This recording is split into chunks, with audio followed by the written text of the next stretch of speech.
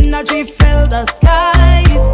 I say thanks for Welcome back to Good Morning Tobago on Tobago Updates. Viewers, now we are switching our conversations to a survey that was done on the T.H.A. on the performance of the T.H.A. administration by CivilNet. So, of course, we are being joined by none other than Mr. Rodney Piggott, who is the chairman of Tobago CivilNet. So, good morning and welcome to you. Good morning, Kandace, and good morning to Tobago Updates, listening audience worldwide. All right, so first of all, before we get into the actual survey results, just give the viewers a little idea of what was the survey all about and why. All right. It's important to understand that this is a survey that was conducted by both Tobago CivilNet and the Tobago Council of Elders. So it was a joint effort, collaborative effort. And of course, we sought the guidance of the elders in matters like this. Because as one of the elders stated, there has been nothing in the Tobago space of this nature. And they agreed that it is something that civil society should take up. Because not only our responsibility to vote, every 4 years is what we as civil society should be paying attention to, and say that, okay, we've contributed to the democracy of Tobago by voting. What they see is that this is an everyday, responsibility of civil society. Mm-hmm. That if we are to ensure good governance, then we in civil society must take a day-to-day, approach to that. So it's not every 4 years you put your finger, you vote, and then you go back to sleep and say, okay, I've done my duty. No, it doesn't stop there. We have a responsibility to Tobago. And, we are the ones that actually keep our governance structure in check by raising our voices. When we see something is not going the way it ought to be going, we raise our voices, we point it out. The mechanisms are not there yet. In terms of oversight, but civil society is there. We're the ones that vote. So whether or not we have an oversight committee in place or not, as civil society, we must function as that oversight body to our governance structure. So you had the survey available online, and of course, I think there was a paper form as well that people wanted to fill out. How much participation did we get in it?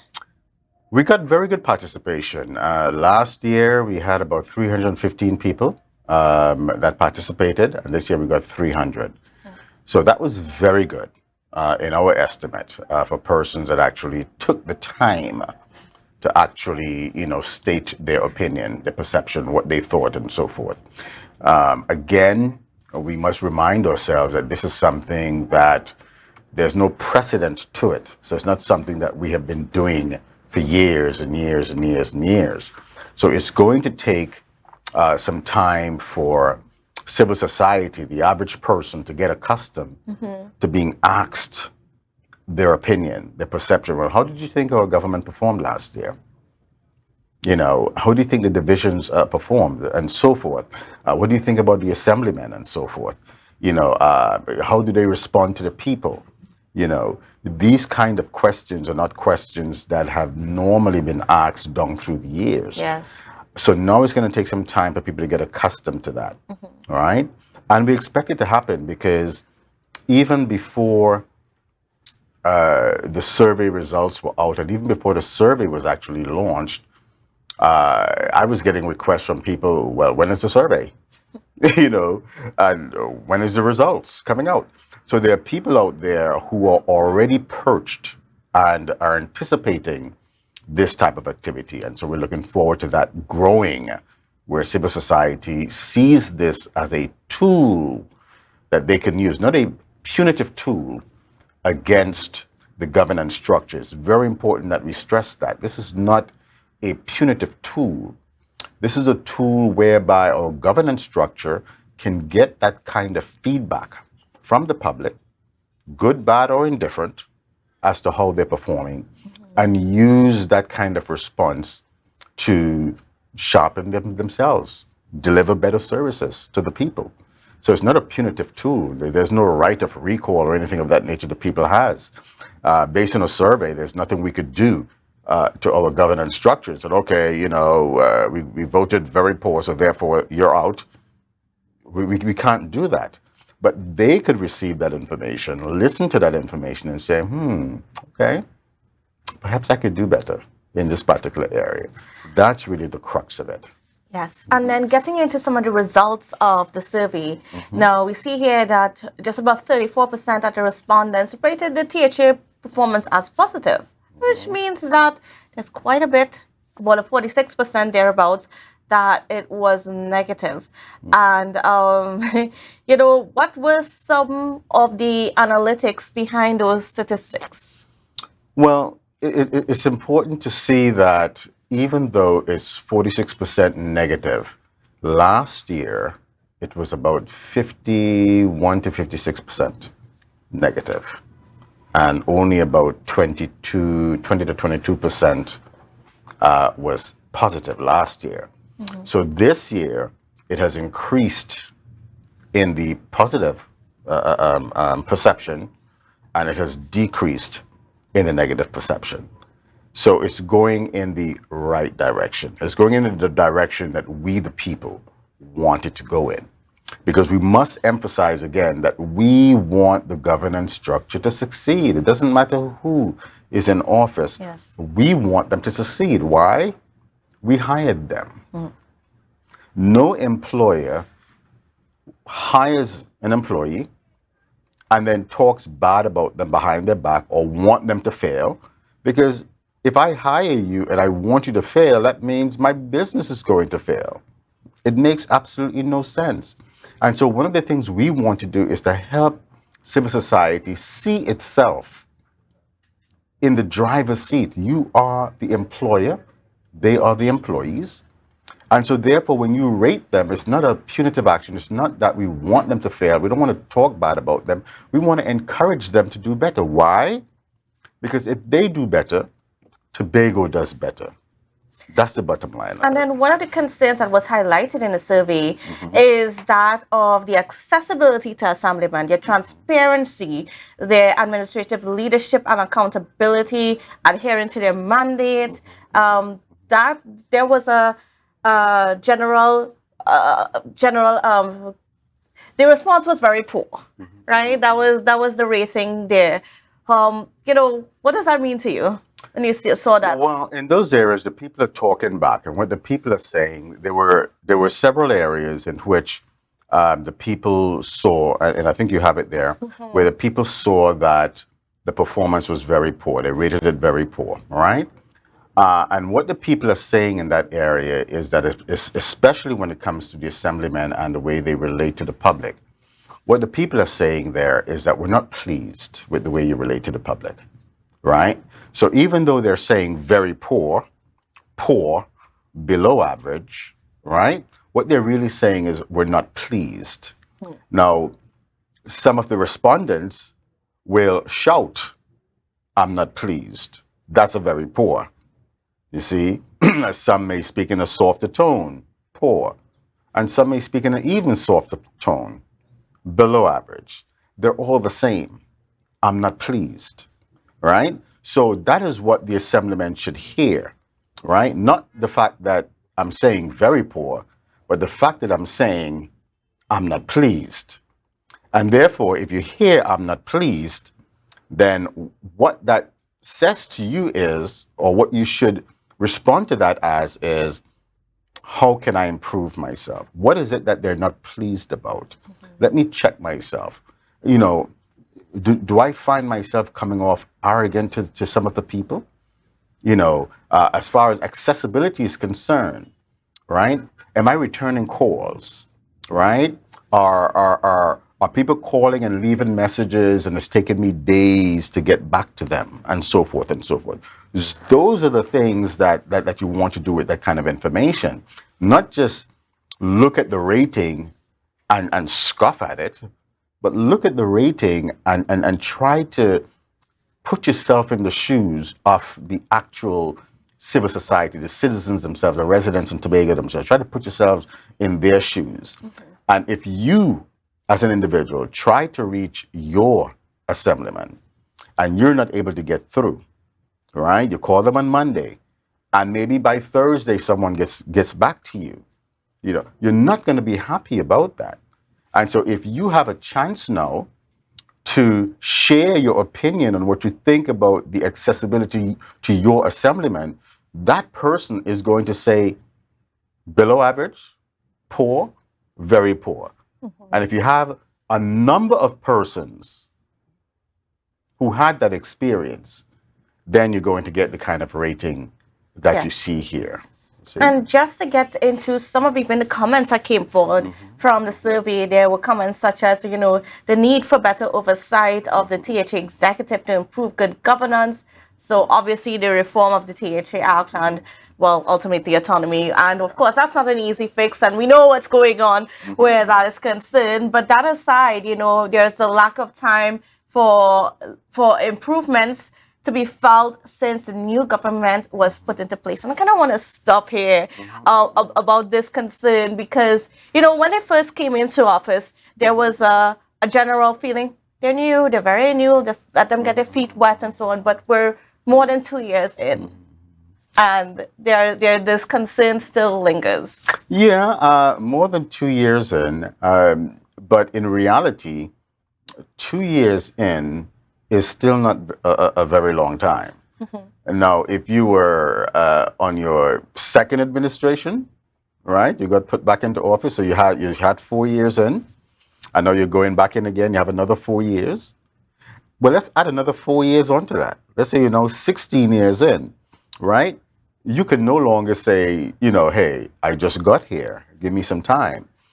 2 years in for an administration that has never been in before, particularly a young administration, right?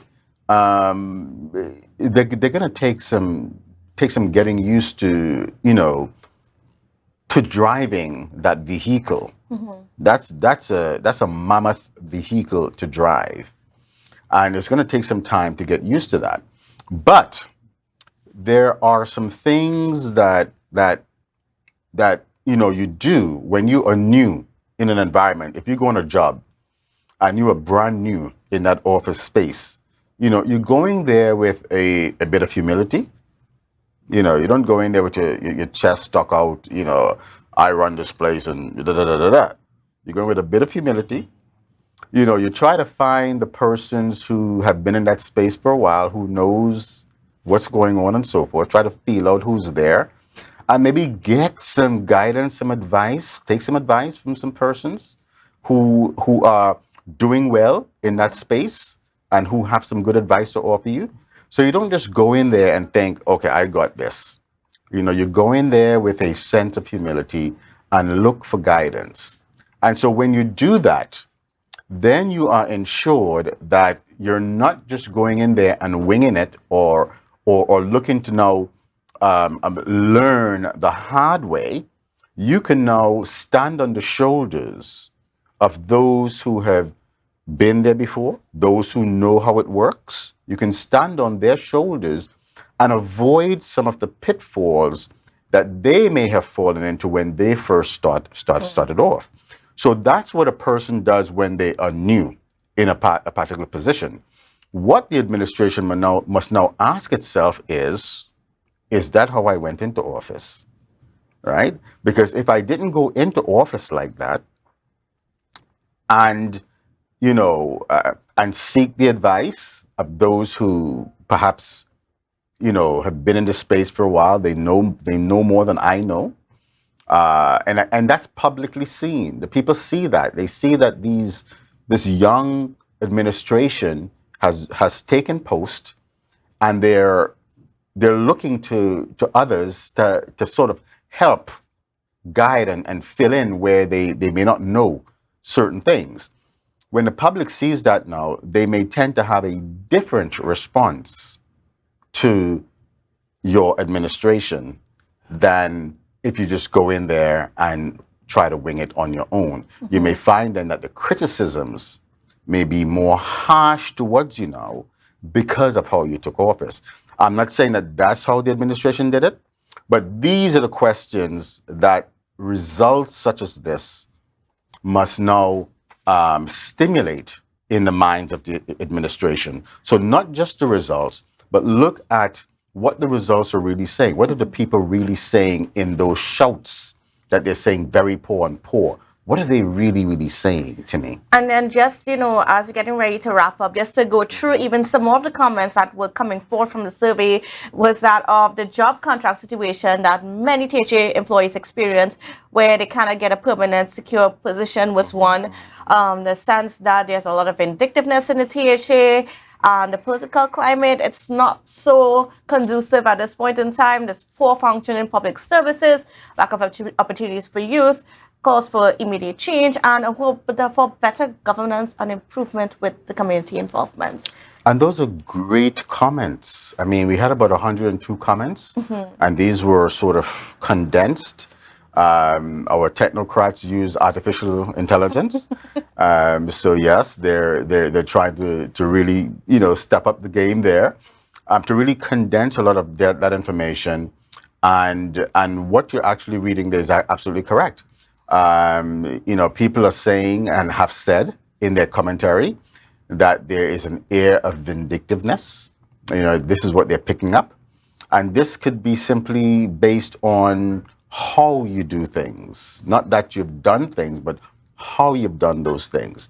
So if you go into an office and you see that there are 3 people doing the same job, and in your zeal to fix things, you want to now streamline how that office functions. So maybe 2 people have to go. There's perhaps a way to do that that does not indicate to people that it's done with vindictiveness. And this is where I think one of our past presidents talked about compassion, and that we have to bring back that compassion into how we relate to each other, right? Especially from the governance structure to the people that have hired them to govern their business, right? There has to be that compassion. So if I have to let you go, if I do that with such compassion that the people see and they understand that this is something that had to be done, and they're not doing it, in a way that suggests that it's being done for any other reason other than the fact that it needs to be done, then the response of the people towards something of that nature may be a little bit different. If that's not done, you may then get comments such as there's vindictiveness in the workplace. So again, the comments, the ratings, as harsh as they may be, as loud as they may be, they're simply saying, listen to me, right? I'm speaking to you, the people that are governing us, and I'm trying to get your attention. So how you interpret this data now is crucial to you. It's much like a child. When a child is acting out, a parent now must look at how they're acting out and say, this is a cry for help. Something is wrong somewhere. Maybe something is going on in their schooling. Maybe they're being bullied. Something is happening. Let me not just react to the fact that they are acting out and they're throwing things and throwing tantrums. Let me try to find out what went wrong and why they're throwing these tantrums, and then fix that. You see? And so that's where we are at this point. All right. Well, I want to thank you so much, Mr. Piggott, for being on with us and for sharing these insights into the survey. And hopefully our authorities can, just take a few little nuggets from this. Very All good. right. Thank you so much. And viewers, please don't go anywhere.